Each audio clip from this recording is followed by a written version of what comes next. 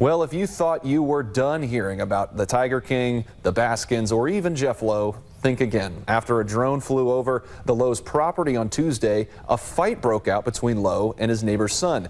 Christy, what started off as a domestic dispute quickly turned into 7 law enforcement agencies responding to this home that you see right behind me. Watching this crowd for most of the game, it looked like all of Pottsboro drove down to Arlington for the state championship. Meanwhile, Gunner fans are filing in now. Some of them have been waiting in the wings all afternoon. And the polls officially open in about 30 minutes. But as you can see right behind me, some cars are in the way, but there are certainly people ready to make sure their voice is heard. I love Skittles, so this is going to be a fun challenge until I find the rotten one. Now, Christy, they couldn't comment on the investigation itself, but what they did speak of was what 33-year-old detective KXII Robinson meant, not just to the police department, but the whole community of Salina. Christy, it's kind of like a winter wonderland out here. It's too bad we're almost 2 months removed from Christmas. New this morning, a plane had to make an emergency landing on I-35 in Gainesville just after 10:30 last night. Now, David and Travis, I love talking football with you guys every Friday night, but it's pretty cold and it's time for me to go.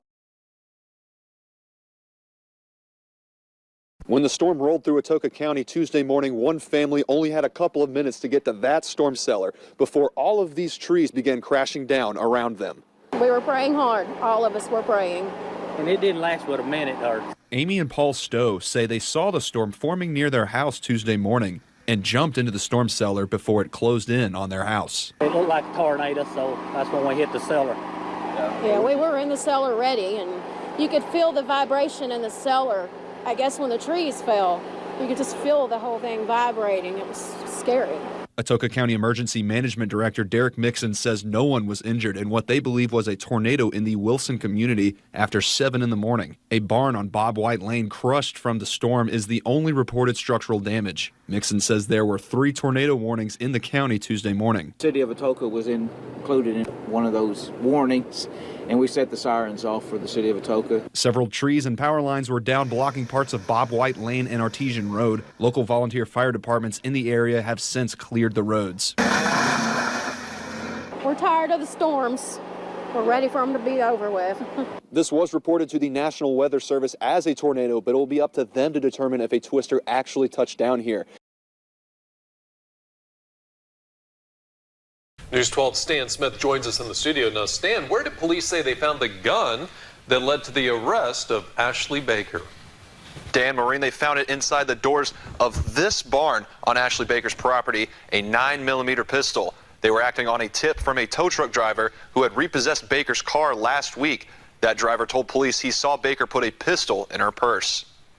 Do not feel safe. I want Bryan County officers here now. No one's going to harm you. I want Bryan County officers. I want Bryan County here now. Go ahead. This is the interaction City Councilman Brian Baker had with Ashley police after officers came into the house to serve a search warrant on the home.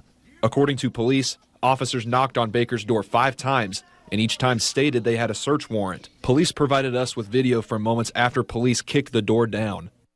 I haven't resisted. Not resisting. This is what one officer saw after 2 other officers were already inside the home. No, dude, don't let me ferret out. What are you doing? And placed Brian Baker in handcuffs. Meanwhile, Ashley recorded her own video and claims her husband was roughed up by police and had to be checked out at a local hospital. What do you All have? I asked was please let me get my daughter. Ferret out, dude.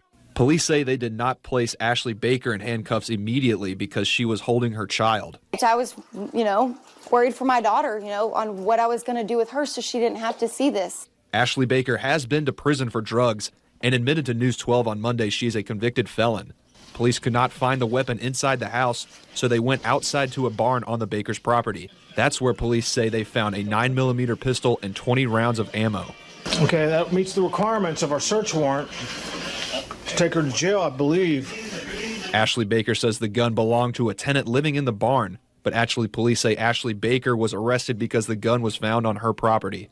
News 12 asked Ashley police officers to interview about the case, but declined to comment. And it's just like he was there with us every time we carried the baton.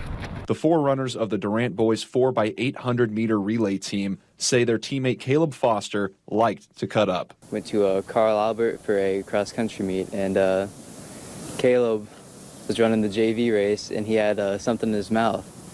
He's blowing a duck call. He always went out really fast.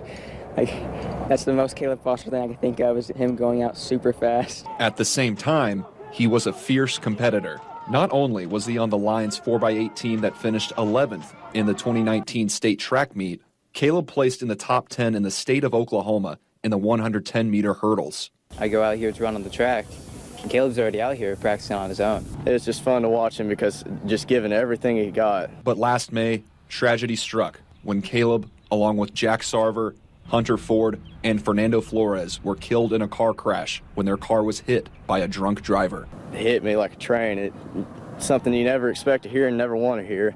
Nearly a year after his death, Caleb's teammates chose to honor him in a unique way. Senior Alfonso Barraza kept Caleb's old baton in his running bag and decided to use it in their track meets. It was just kind of like personal, something that I want to keep myself. But, I thought I was selfish because I wasn't the one. I wasn't just the one who lost a friend. Like, it was everybody. The baton became a good luck charm. If he was here, he'd give it his all. And so that's what I tried to do. Just having that as an extra boost, knowing what we're there for. They also added a personal touch. I put the KF before regionals and state, and it was like all about Caleb at that point. And during the last meet of the season, they had their eyes set on something bigger than the state title. 5 minutes before we got on the line, I told the dudes, I was like, I remember who we're running for. The four capped off a storybook season, earning the top place on the podium. I cheer up, they cheer up. It was like, yo, we did this for Caleb. It was too good to be true type of thing. In the end, you can say the Durant boys' 5x8 team were the best in the state. And so I kind of feel like us being able to go out there and win the 4x8 is kind of making up for what he would have won.